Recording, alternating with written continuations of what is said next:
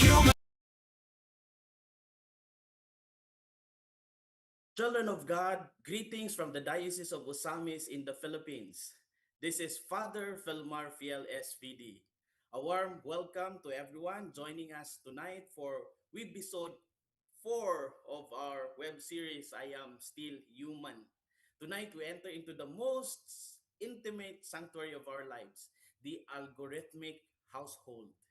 As attention maximizing algorithms and digital tracking systems quietly invade our homes, they disrupt the cradle of presence where our families should be learning empathy, trust, and connection. Tonight, we ask a vital question: how do we prevent digital devices from making us less human, and how we actively reclaim our homes as sacred spaces for real face-to-face relationship? But before we begin, I have an exciting announcement. Cygnus Philippines is compiling all the discussions, the insights, and grassroots learnings from this entire I Am Still Human web series into a practical, applied learning module on Magnifica Humanitas. This resource will help families, schools, and parish groups across Asia translate these moral teachings into daily action steps. So to help us shape this module and make tonight a truly collaborative experience, we want to hear from you on video. Look at a typical family dinner today. 4 people sitting at the exact same table, sharing the meal, yet entirely cut off from one another. We scroll through these feeds to relax, but for the platforms on the other side of the glass, our attention is a raw material.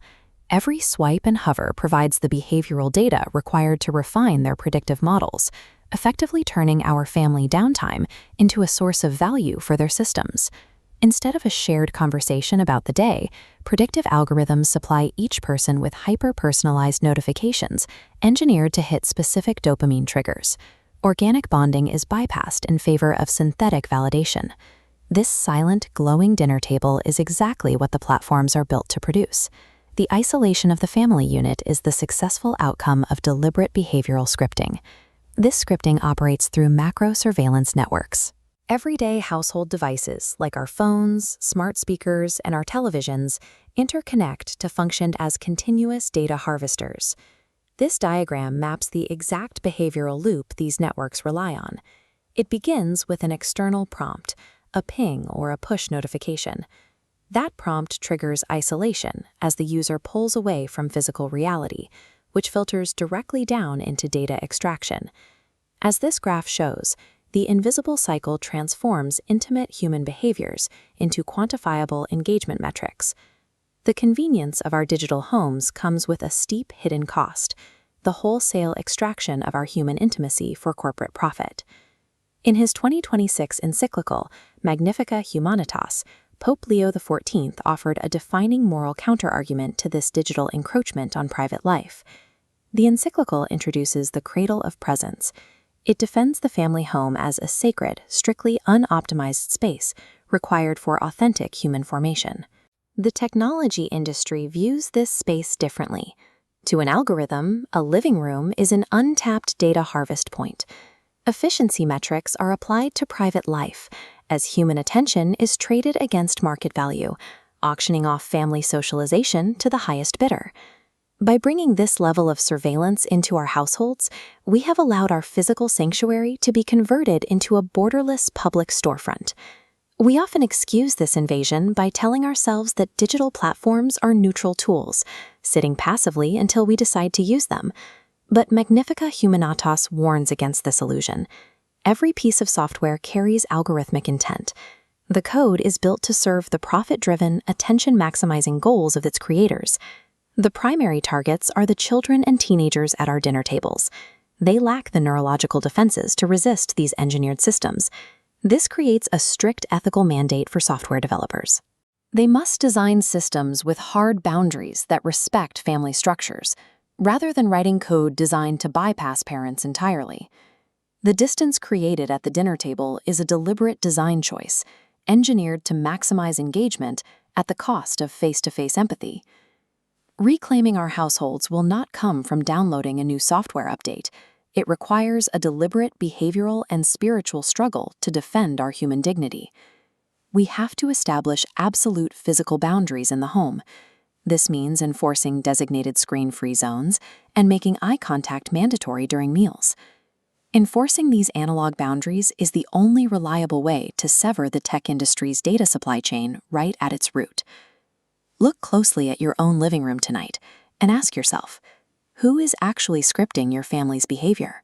Choosing automated convenience over physical presence turns the home from a place of human growth into a collection point for metrics, leaving our households without the very protection they were meant to provide.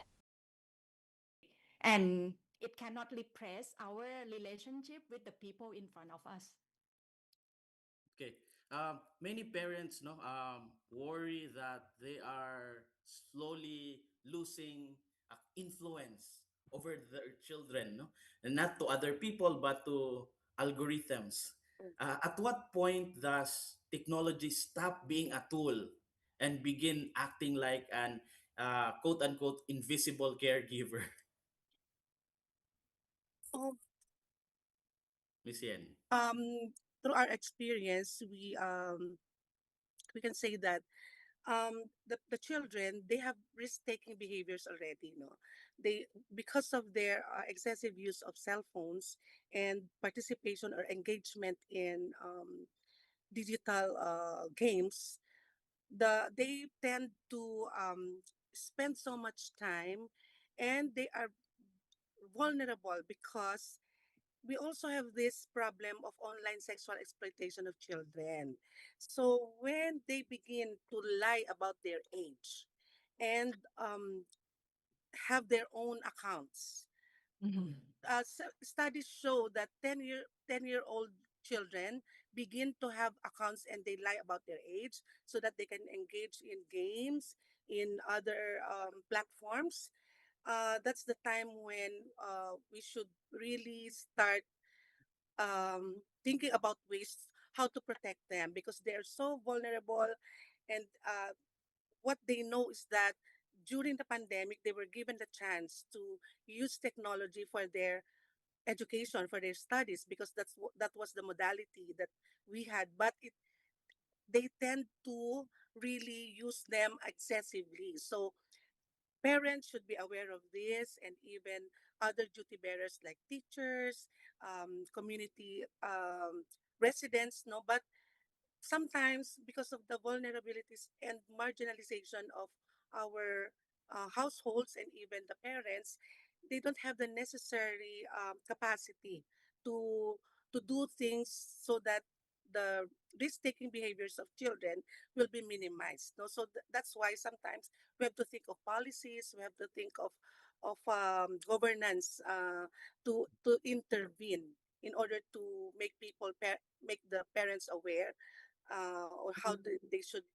take care of their children, and also to assist them if they cannot do it. So we are in a moment in our lives where the most vulnerable are the children and the youth. So we should take care of them, and we should think ways on how to really mitigate this impact of the technology. Mm. Miss Nattaporn? Yeah, I totally agree with that. And because algorithms are designed to keep our attention, and the easiest way to keep attention is to agree with you or to show things that you like already. So if you are not aware of it, you will slowly become in a bubble. When we only see opinion that everybody agree with you, so I become more confident every day.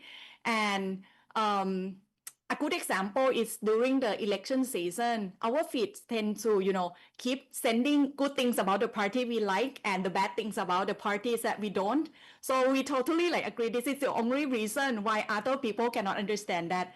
And that's when we start losing empathy, which is really important to other human beings, because we stop listening to them. We don't even know or even care that they exist.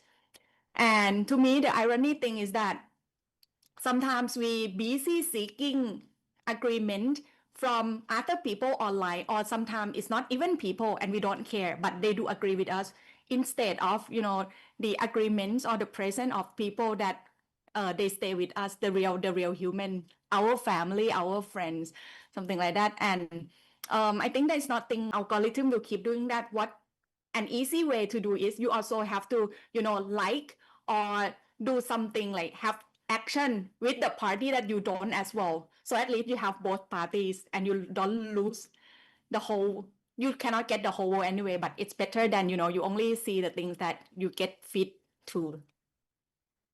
Yeah. Is excessive screen time primarily a matter of personal responsibility, or are we also dealing with technologies intentionally designed to keep us engaged? No, where should we draw the line and the accountability? I really think that we should also call the attention of the of the those who own the ICTs, because they have the accountability to really regulate whatever they offer to our people, especially to our children. And in doing that, we need to ask our government to partner with them so that we can have policies, regulatory policies, so that we can ensure that everyone is protected, not only the children but also adults, because we all have this cyber no, bullying, libel, all these things happen in the platforms. So there should be laws, updated laws on this to regulate their operations, to ensure that the dignity of people, their humanity are not affected at all, no? And even if we already have these effects, that we can restore, we can reclaim our humanity. So that's one, through policies, no? And we should really abide by them, no?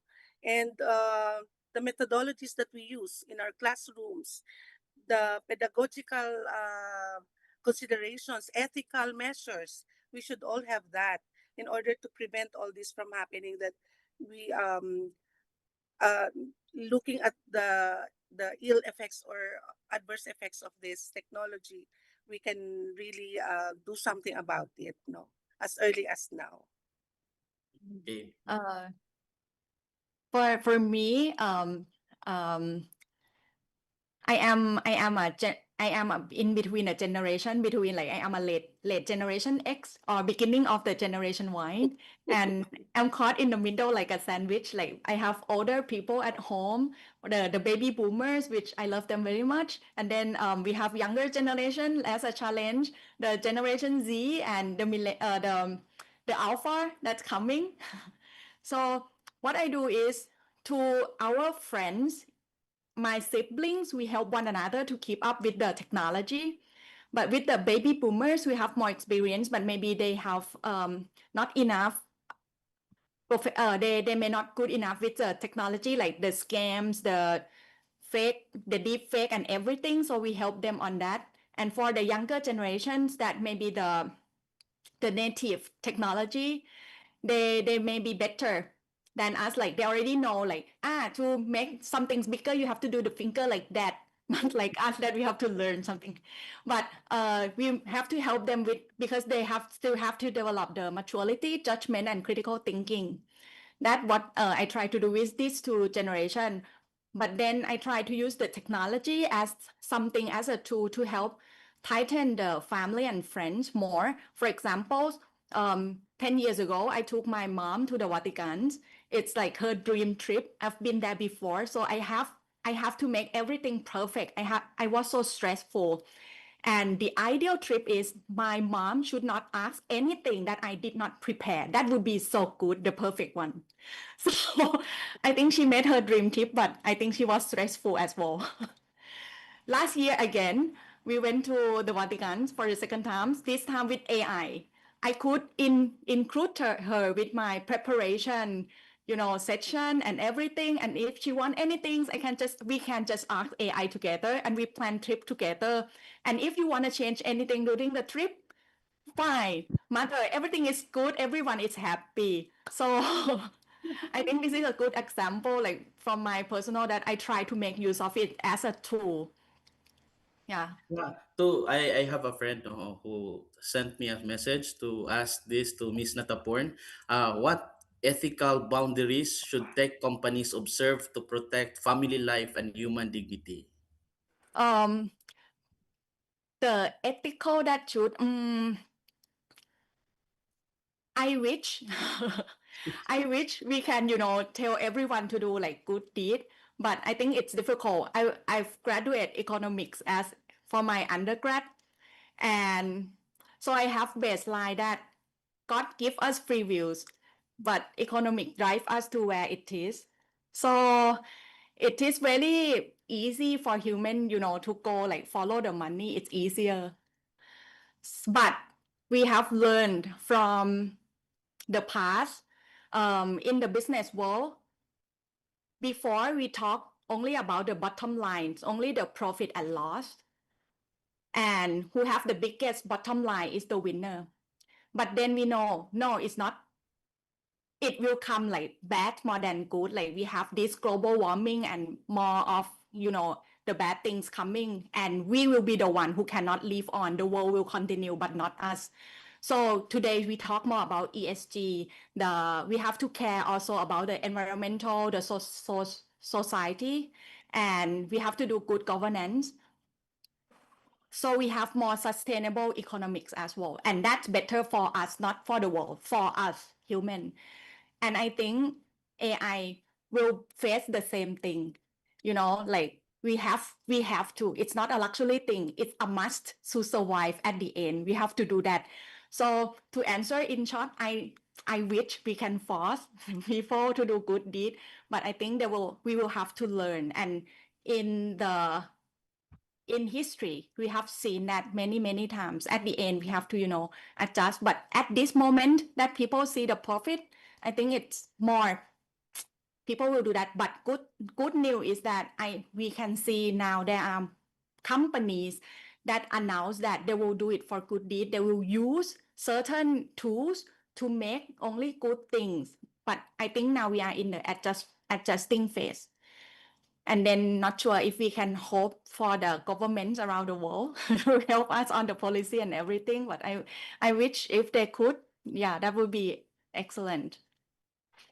To Miss Yen, what are some simple but powerful habits families can adapt to make their homes as spaces of genuine face-to-face presence and connection? Um, okay, Father, it really depends. It really depends on the type of families that we have, because we already have different family structures nowadays. And also, we should not forget that we have the marginalized families that sometimes they think about is how to survive daily, no? So sometimes the emotional part of their roles, they are no longer able to do something about them, no? But given a chance that that the parents can facilitate all this, we can maintain spaces of non-digital interactions in the home, no? We can begin by being aware, being conscious of what we do in relation to our digital devices, and then we can have a family meeting so that we can decide what time should we use our gadgets, if whether it is for games, for work or anything, no? You decide, we decide what time, and what time should we have this very meaningful connection building, interaction, storytelling at home, so that we can restore our relationships, so that we can do that. However, some families will not be able to do that because they are random. They seem to have no connections at all. So we can rely on the help of the government to introduce programs that can help families, especially those who are no longer able to give time to the emotional needs of their children, of their family members, and we should not remember that in the family there are a lot of sub systems. No, there is this the parent-child relationship, the sibling relationship, and also the marriage. So these are all affected one way or another by the use of technology. The roles that they have, the rituals that they have are affected. So in the family, we can decide. No, we can decide to have these non-digital interactions, and also to outside the family, we can have this principle of being human centered. There was a time when we wanted to be rights based because there was a declaration of human rights. So we began talking about rights based mechanisms. And then there was a time when we began talking about gender based principles so that we can adjust our planning, our programs, our policies. Now I think it is the time to have human centered principles so that everything that we do will be guided by this kind of principles. So it applies to all settings, like in the home, in the school, in the community, and in the whole society. So maybe that's what we can have, no? Begin being aware and conscious of that. The We know that the technology has a lot of benefits, but at the same time, it also poses a lot of adverse effects on people. So by having our mindsets turning into the what we can do, no, to planning what we can do about it. So all these things should be taken into consideration. Okay, I would like to make a follow up on that. How important is digital behavior of parents and adults in shaping the habits and values of children? It's very important because the family is the very social unit where the children are being nurtured. So the influence of the parents are very strong on the children. We have a lot of theories saying that children really learn from their environment, and the very first environment, social environment that they have are their parents. And what I am emphasizing now is not all parents will be capable of really looking into this issue, because there are parents who may have this limited understanding, limited knowledge. So it really also shapes their attitude towards this. So what I'm saying is, because of this influence of parents, of the guardians, of all the relatives around the children, and also it not only in relation to children but in relation to adults also, we should uh, begin looking at the ability of people to really introduce change inside the home. No, it's hindi lahat ay pantay-pantay. No, the equity, the is also very important. No, so yeah, yes. So the influence is very strong. So the parents should be assisted to take care of their children, and have measures to protect them. Yes, how about you, Miss Nattaporn? Mm. Um, Let me leave the challenge to the software developing companies. I think the big challenge for people in this industry is that not only ask how do we get more clicks, more likes, or more time from our user, but how do we make their life better? I think that's the question to make you also a sustainable economic, sustainable profit, because they have a better life, you will be good like for a long run in the future as well. I don't say it's easy. We'll make mistakes, we will fail, but we will learn. And that's how innovation works. So let's start with the right intention. I think this will do good for you at the end. And as I said earlier, now we start to see companies decide and announce that they will do this direction, do good deed, and they seems to be doing well. So I have a very good hope that the world will shift as we did with the only profit to ESG. This time it will move faster and the world will be better. I I I think trust is the most valuable things that every company, not just only IT, any companies can offer to people these days. And this will also make a win-win for the company as well. Okay. This is already my last question. If a family watching tonight feels that technology has already taken over their home, what is one practical application that they can do tomorrow, Miss Yen?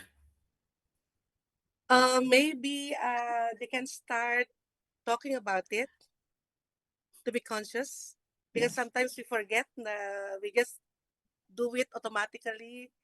And then now that we have this conversation, maybe starting tomorrow, we can talk to our family members and begin discussing the benefits and also the downsides of having the excessive use of technology, and agree on certain times of the day when we should have this eye to eye contact, human connection, um, really sharing stories, lived experiences, quality time.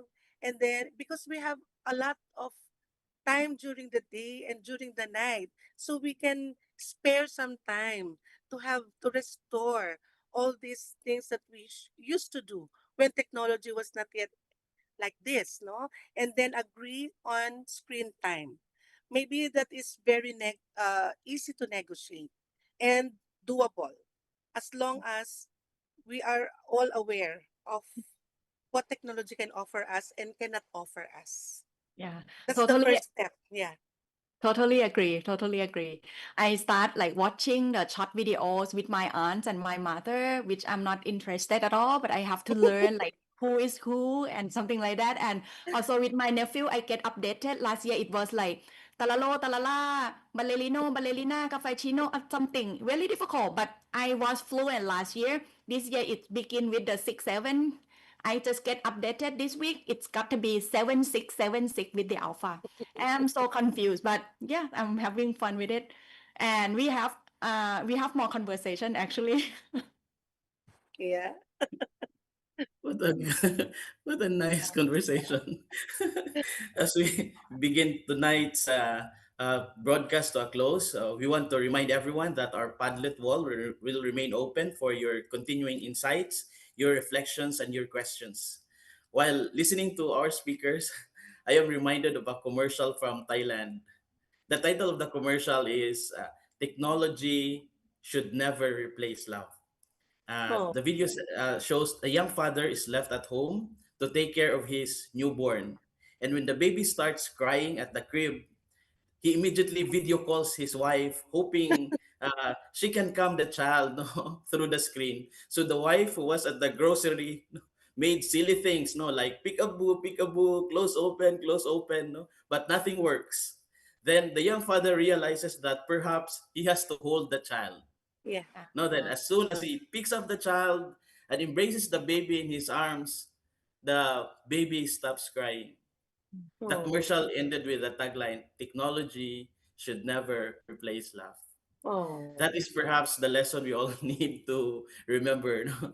Technology can connect us across distances, but it can never replace a loving embrace, a listening ear, a heart that is truly The present. warmth. If we want to remain human, we must ensure that our homes are places where people experience love, not only through devices, but through real presence, real touch, and real relationships. Thank you, Miss Nattaporn and Miss Yen, for joining Thank you, us uh, Father. Thank you. tonight. Good And to night. our audience, remember our team is compiling all your inputs and the key takeaways from tonight's session into our upcoming applied learning module on Magnifica Humanitas. Yay! Ensuring these conversations continue to strengthen households across our parishes, wherever in Asia you may be. Signis Philippines proudly organizes this web series in partnership.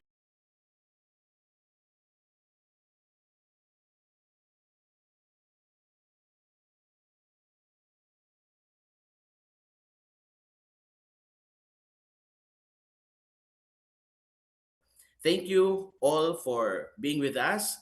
And remember, your home, your family presence, and your shared relationships truly matter. Good night, and may the Lord bless you, the Father, the Son, and the Holy Spirit. Amen. Amen. Thank Thank you very much. you. Thank you. Good night. Good night.